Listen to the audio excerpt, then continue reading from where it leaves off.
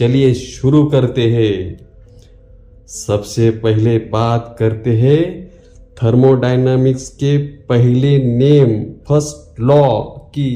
यह नेम कहता है कि entropy can neither be created nor destroyed. ऊर्जा ना तो बनाई जा सकती है और ना नष्ट की जा सकती, यह बस अपना रूप बदलती है। लेकिन यह एक पेच है। यह लॉ हमें यह तो बताता है कि एनर्जी बैलेंस होना चाहिए, लेकिन यह नहीं बता सकता है कि प्रोसेस होगी या नहीं। सोचिए, अगर एक बॉल नीचे से ऊपर जाए और अपनी गर्मी हीट को काइनेटिक एनर्जी में बदल ले, तो फर्स्ट लॉ के हिसाब से यह गलत नहीं। एनर्जी तो तभी भी कंजर्व रहेगी, लेकिन असल जिंदगी में हम बॉल को अपने आप ऊपर जाता नहीं देखते। इसका मतलब सिर्फ एनर्जी का होना काफ़ी नहीं, हमें डायरेक्शन यानी दिशा बताने के लिए किसी और नेम की ज़रूरत है, और वह है सेकेंड लॉ ऑफ थर्मोडायनामिक्स। दूसरा नेम कहता है कि दुनिया में हर स्पॉन्टेनियस प्रोसेस में यूनिवर्स की एंट्रोपी हमेशा बढ़नी चाहिए। एंट्रोपी यस का मतलब आसान भाषा में बिखराव या अव्यवस्था, डिसऑर्डर। नेचर को चीजें बिखरना पसंद है। नेम के मुताबिक अगर हम सिस्टम और सराउंडिंग्स दोनों की एंट्रोपी को जोड़ दें और वह पॉजिटिव आए, तो वह काम अपने आप होगा। अगर टोटल 0 तो सिस्टम इक्विलिब्रियम में है। लेकिन दोस्तों, यह एक प्रैक्टिकल प्रॉब्लम है। हर छोटी रिएक्शन के लिए पूरा यूनिवर्स ब्रह्मांड की एंट्रोपी कैलकुलेट करना बहुत मुश्किल है। तो वैज्ञानिक ने इसका एक शॉर्टकट निकाला। इस प्रॉब्लम को सॉल्व करने के लिए एंट्री होती है गिब्स फ्री एनर्जी जी की। यह एक ऐसा टूल है जो हमें सराउंडिंग को इग्नोर करके सिर्फ सिस्टम पर फोकस करना देता है। इसका फॉर्मूला बहुत ही फेमस है।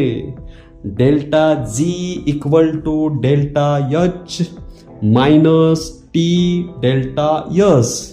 यह delta H enthalpy, hot heat या एनर्जी, टी टेम्परेचर तापमान, डेल्टा एस एंट्रोपी डिसऑर्डर बिखराव।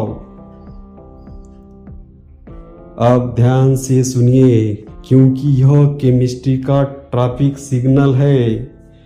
अगर डेल्टा जी नेगेटिव है तो सिग्नल है ग्रीन, प्रोसेस स्पॉन्टेनियस है, यह अपने आप होगी। अगर डेल्टा डी पॉजिटिव है तो signal red, process non spontaneous है, यह अपने आप नहीं होगी, बल्कि इसका उलट प्रोसेस होगा। अगर डेल्टा 0 तो सिस्टम येलो लाइट पर है, यानी इक्विलिब्रियम संतुलन में है, कोई नेट चेंज नहीं होगा। तो आपको पूरा यूनिवर्स की चिंता करने की जरूरत नहीं, बस डेल्टा जी का साइन चेक कीजिए। लेकिन क्या हर रिएक्शन हर तापमान पर हो सकती है? नहीं। जो फार्मूले में टेम्परेचर भी है, इसलिए गर्मी या ठंड रिएक्शन का मूड बदल सकती है। इस और केस में समझते हैं, अगर रिएक्शन में हीट निकल रही है, एक्सोथर्मिक और एंट्रोपी बढ़ रही है, तो डेल्टा जी हमेशा नेगेटिव होगा। यह रिएक्शन हर टेम्परेचर पर होगी, जैसे हाइड्रोजन का पेरोक्साइड का टूटना।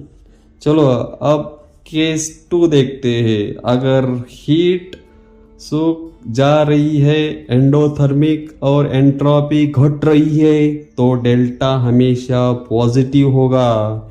यह रिएक्शन कभी नहीं होगी, जैसे ओजोन का ऑक्सीजन में बदलना। चलो अब केस 3 देखते हैं। लो टेम्परेचर, पानी का बर्फ बनना। यह सिर्फ कम तापमान पर होता है, क्योंकि हीट निकलती है लेकिन एंट्रोपी घटती है। केस 4 हाई टेम्परेचर, बर्फ का पिघलना सिर्फ ज़्यादा तापमान पर होता है, क्योंकि इससे हीट चाहिए और एंट्रोपी बढ़नी है। तो दोस्तों संक्षिप्त में समरी देखते हैं।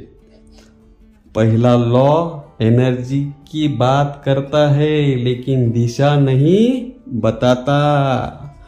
दूसरा लॉ दिशा बताता है, एंट्रोपी ऑफ यूनिवर्स, लेकिन कैलकुलेट करना मुश्किल है। इसलिए हम Gibbs free energy delta G का इस्तेमाल करते हैं। अगर डेल्टा जी निगेटिव है तो काम आएगा।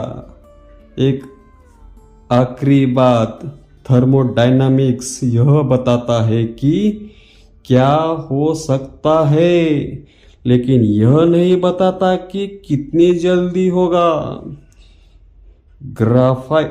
हीराइट बनना स्पॉन्टेनियस है, लेकिन इसमें करोड़ों साल लगते हैं। अगर आपको यह कंसेप्ट समझ आया तो वीडियो को लाइक करें और कमेंट में बताएं कि अगला टॉपिक कौन सा होना चाहिए, और सब्सक्राइब करना ना भूलें। धन्यवाद।